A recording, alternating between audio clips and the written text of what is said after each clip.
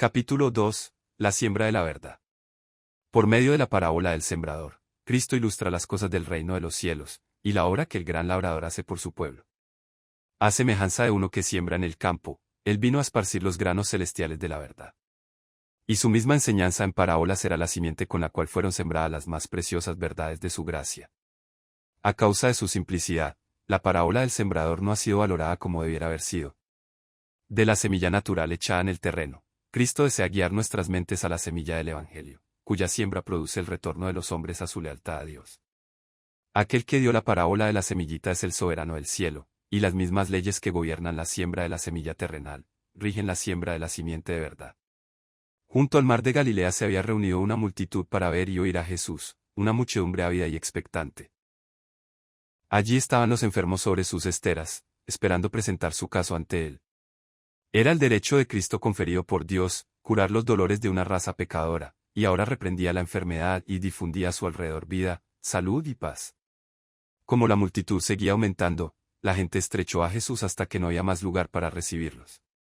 Entonces, hablando una palabra a los hombres que estaban en sus barcos de pesca, subió a bordo de la embarcación que lo estaba esperando para conducirlo a través del lago, y pidiendo a sus discípulos que alejaran el barco un poco de la tierra, habló a la multitud que se hallaba en la orilla.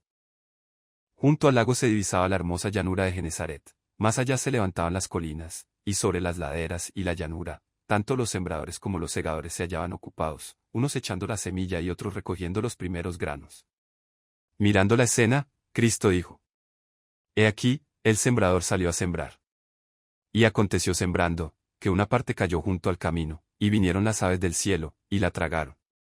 Y otra parte cayó en pedregales, donde no tenía mucha tierra, y luego salió, porque no tenía la tierra profunda, mas, salido el sol, se quemó, y por cuanto no tenía raíz, se secó. Y otra parte cayó en espinas, y subieron las espinas, y la ahogaron, y no dio fruto. Y otra parte cayó en buena tierra, y dio fruto, que subió y creció, y llevó uno a 30, y otro a 60, y otro a 100. La misión de Cristo no fue entendida por la gente de su tiempo. La forma de su venida no era la que ellos esperaban. El Señor Jesús era el fundamento de todo el sistema judaico. Su imponente ritual era divinamente ordenado. El propósito de él era enseñar a la gente que al tiempo prefijado vendría aquel a quien señalaban esas ceremonias. Pero los judíos habían exaltado las formas y las ceremonias, y habían perdido de vista su objeto. Las tradiciones, las máximas y los estatutos de los hombres ocultaron de su vista las lecciones que Dios se proponía transmitirles. Esas máximas y tradiciones llegaron a ser un obstáculo para la comprensión y práctica de la religión verdadera. Y cuando vino la realidad, en la persona de Cristo, no reconocieron en él el cumplimiento de todos sus símbolos, la sustancia de todas sus sombras. Rechazaron a Cristo, el ser a quien representaban sus ceremonias, y se aferraron a sus mismos símbolos e inútiles ceremonias. El Hijo de Dios había venido, pero ellos continuaban pidiendo una señal. Al mensaje: Arrepentíos, que el reino de los cielos se ha acercado, contestaron exigiendo un milagro. El Evangelio de Cristo era un tropezadero para ellos porque demandaban señales en vez de un Salvador. Esperaban que el Mesías probase sus aseveraciones por poderosos actos de conquista, para establecer su imperio sobre las ruinas de los imperios terrenales. Cristo contestó a esta expectativa con la parábola del sembrador. No por la fuerza de las armas, no por violentas interposiciones había de prevalecer el reino de Dios, sino por la implantación de un nuevo principio en el corazón de los hombres. El que siembra la buena simiente es el Hijo del Hombre. Cristo había venido, no como rey, sino como sembrador, no para derrocar imperios, sino para esparcir semillas, no para señalar a sus seguidores triunfos terrenales y grandeza nacional, sino una cosecha que debe ser recogida después de pacientes trabajos y en medio de pérdidas y desengaños.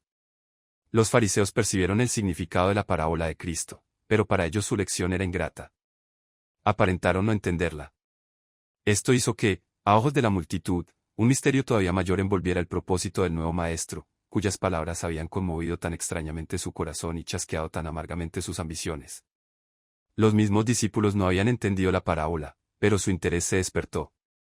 Vinieron a Jesús en privado y le pidieron una explicación. Este era el deseo que Cristo quería despertar, a fin de poder darles instrucción más definida. Les explicó la parábola, como aclarará su palabra a todo aquel que lo busque con sinceridad de corazón. Aquellos que estudian la palabra de Dios con corazones abiertos a la iluminación del Espíritu Santo, no permanecerán en las tinieblas en cuanto a su significado. El que quisiere hacer su voluntad, la de Dios, dijo Cristo, conocerá de la doctrina, si viene de Dios, o si yo hablo de mí mismo. Todos los que acuden a Cristo en busca de un conocimiento más claro de la verdad, lo recibirán. Él desplegará ante ellos los misterios del reino de los cielos, y estos misterios serán entendidos por el corazón que anhela conocer la verdad. Una luz celestial brillará en el templo del alma, la cual se revelará a los demás cual brillante fulgor de una lámpara en un camino oscuro. El sembrador salió a sembrar. En el oriente, el estado de las cosas era tan inseguro, y había tan grande peligro de violencia, que la gente vivía principalmente en ciudades amuralladas, y los labradores salían diariamente a desempeñar sus tareas fuera de los muros. Así Cristo, el sembrador celestial, salió a sembrar. Dejó su hogar de seguridad y paz, dejó la gloria que él tenía con el Padre antes que el mundo fuese, dejó su puesto en el trono del universo. Salió como uno que sufre, como hombre tentado, salió solo, para sembrar con lágrimas, para verter su sangre, la simiente de vida para el mundo perdido. Sus servidores deben salir a sembrar de la misma manera. Cuando Abraham recibió el llamamiento a ser un sembrador de la simiente de verdad, se le ordenó, vete de tu tierra y de tu parentela, y de la casa de tu padre, a la tierra que te mostraré. Y salió sin saber dónde iba. Así el apóstol Pablo, orando en el templo de Jerusalén, recibió el mensaje de Dios. Ve, porque yo te tengo que enviar lejos a los gentiles. Así los que son llamados a unirse con Cristo deben dejarlo todo para seguirle a Él. Las antiguas relaciones deben ser rotas, deben abandonarse los planes de la vida, debe renunciarse a las esperanzas terrenales. La semilla debe sembrarse con trabajo y lágrimas, en la soledad y mediante el sacrificio. El sembrador siembra la palabra. Cristo vino a sembrar el mundo de verdad. Desde la caída del hombre, Satanás ha estado sembrando las semillas del error. Fue por medio de un engaño como obtuvo el dominio sobre el hombre al principio, y así trabaja todavía para derrocar el reino de Dios en la tierra y colocar a los hombres bajo su poder. Un sembrador proveniente de un mundo más alto, Cristo, vino a sembrar las semillas de verdad. Aquel que había estado en los concilios de Dios, aquel que había morado en el lugar santísimo del Eterno, podía traer a los hombres los puros principios de la verdad. Desde la caída del hombre, Cristo había sido el revelador de la verdad al mundo. Por medio de él, la incorruptible simiente, la palabra de Dios, que vive y permanece para siempre, es comunicada a los hombres. En aquella primera promesa pronunciada a nuestra raza caída, en el Edén, Cristo estaba sembrando la simiente del Evangelio. Pero la parábola se aplica especialmente a su ministerio personal entre la gente y a la obra que de esa manera estableció. La palabra de Dios es la simiente. Cada semilla tiene en sí un poder germinador. En ella está encerrada la vida de la planta. Así hay vida en la palabra de Dios. Cristo dice, las palabras que yo os he hablado, son espíritu, y son vida. El que oye mi palabra, y cree al que me ha enviado, tiene vida eterna. En cada mandamiento y en cada promesa de la palabra de Dios se halla el poder, la vida misma de Dios, por medio de los cuales pueden cumplirse el mandamiento y la promesa. Aquel que por la fe recibe la palabra, está recibiendo la misma vida y carácter de Dios. Cada semilla lleva fruto según su especie. Sembrad la semilla en las debidas condiciones, y desarrollará su propia vida en la planta. Recibid en el alma por la fe la incorruptible simiente de la palabra, y producirá un carácter y una vida a la semejanza del carácter y la vida de Dios. Los maestros de Israel no estaban sembrando la simiente de la palabra de Dios. La obra de Cristo como maestro de la verdad se hallaba en marcado contraste con la de los rabinos de su tiempo. Ellos se espaciaban en las tradiciones, en las teorías y especulaciones humanas. A menudo colocaban lo que el hombre había enseñado o escrito acerca de la palabra en lugar de la palabra misma. Su enseñanza no tenía poder para vivificar el alma. El tema de la enseñanza y la predicación de Cristo era la palabra de Dios. Él hacía frente a los inquiridores con un sencillo, escrito está. ¿Qué dice la Escritura? ¿Cómo lees? En toda oportunidad, cuando se despertaba algún interés, fuera por obra de un amigo o un enemigo, él sembraba la simiente de la palabra. Aquel que es el camino, la verdad y la vida, siendo él mismo la palabra viviente, señala las Escrituras, diciendo, ellas son las que dan testimonio de mí. Y comenzando desde Moisés, y de todos los profetas, declarábales en todas las Escrituras lo que él decían. Los siervos de Cristo han de hacer la misma obra. En nuestros tiempos, así como antaño, las verdades vitales de la palabra de Dios son puestas a un lado para dar lugar a las teorías y especulaciones humanas. Muchos profesos ministros del Evangelio no aceptan toda la Biblia como palabra inspirada. Un hombre sabio rechaza una porción, otro objeta otra parte. Valoran su juicio como superior a la palabra, y los pasajes de la Escritura que ellos enseñan se basan en su propia autoridad. La divina autenticidad de la Biblia es destruida. Así se difunden semillas de incredulidad, pues la gente se confunde y no sabe qué creer. Hay muchas creencias que la mente no tiene derecho a albergar. En los días de Cristo los rabinos interpretaban en forma forzada y mística muchas porciones de la Escritura. A causa de que la sencilla enseñanza de la palabra de Dios condenaba sus prácticas, trataban de destruir su fuerza. Lo mismo se hace hoy en día. Se hace aparecer a la palabra de Dios como misteriosa y oscura para excusar la violación de la ley divina. Cristo reprendió estas prácticas en su tiempo. Él enseñó que la palabra de Dios había de ser entendida por todos. Señaló las Escrituras como algo de incuestionable autoridad, y nosotros debemos hacer lo mismo. La Biblia ha de ser presentada como la palabra del Dios infinito, como el fin de toda controversia y el fundamento de toda fe. Se ha despojado a la Biblia de su poder, y los resultados se ven en una disminución del tono de la vida espiritual. En los sermones de muchos púlpitos de nuestros días no se nota esa divina manifestación que despierta la conciencia y vivifica el alma. Los oyentes no pueden decir, no ardía nuestro corazón en nosotros, mientras nos hablaba en el camino, y cuando nos abría las Escrituras. Hay muchas personas que están clamando por el Dios viviente, y anhelan la presencia divina. Las teorías filosóficas o los ensayos literarios, por brillantes que sean, no pueden satisfacer el corazón. Los acertos e invenciones de los hombres no tienen ningún valor. Que la palabra de Dios hable a la gente. Que los que han escuchado solo tradiciones, teorías y máximas humanas, oigan la voz de aquel cuya palabra puede renovar el alma para vida eterna. El tema favorito de Cristo era la ternura paternal y la abundante gracia de Dios, se espaciaba mucho en la santidad de su carácter y de su ley, se presentaba a sí mismo a la gente como el camino, la verdad y la vida. Sean estos los temas de los ministros de Cristo. Presentad la verdad tal cual es en Jesús. Aclarad los requisitos de la ley y del Evangelio. Hablad a la gente de la vida de sacrificio y abnegación que llevó Cristo, de su humillación y muerte, de su resurrección y ascensión, de su intercesión por ellos en las cortes de Dios. De su promesa, vendré otra vez, y os tomaré a mí mismo. En vez de discutir teorías erróneas, o de tratar de combatir a los opositores del Evangelio, seguid el ejemplo de Cristo. Resplandezcan en forma vivificante las frescas verdades del tesoro divino. Que prediques la palabra. Siembra, sobre las aguas. Que histes a tiempo y fuera de tiempo. Predique mi palabra con toda verdad aquel que recibe mi palabra. ¿Qué tiene que ver la paja con el trigo?, dice el Señor. Toda palabra de Dios es limpia, no añadas a sus palabras, porque no te reprenda, y seas hallado mentiroso. El sembrador siembra la palabra.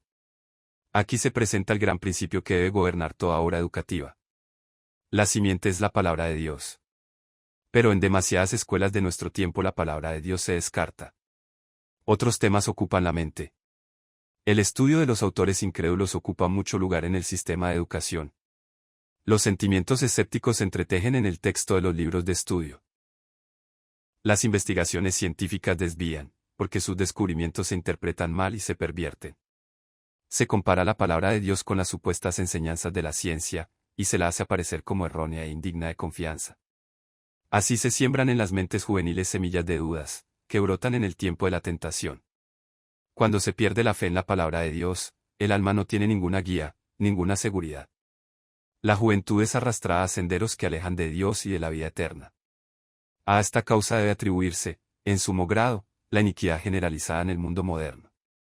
Cuando se descarta la palabra de Dios, se rechaza su poder de refrenar las pasiones perversas del corazón natural.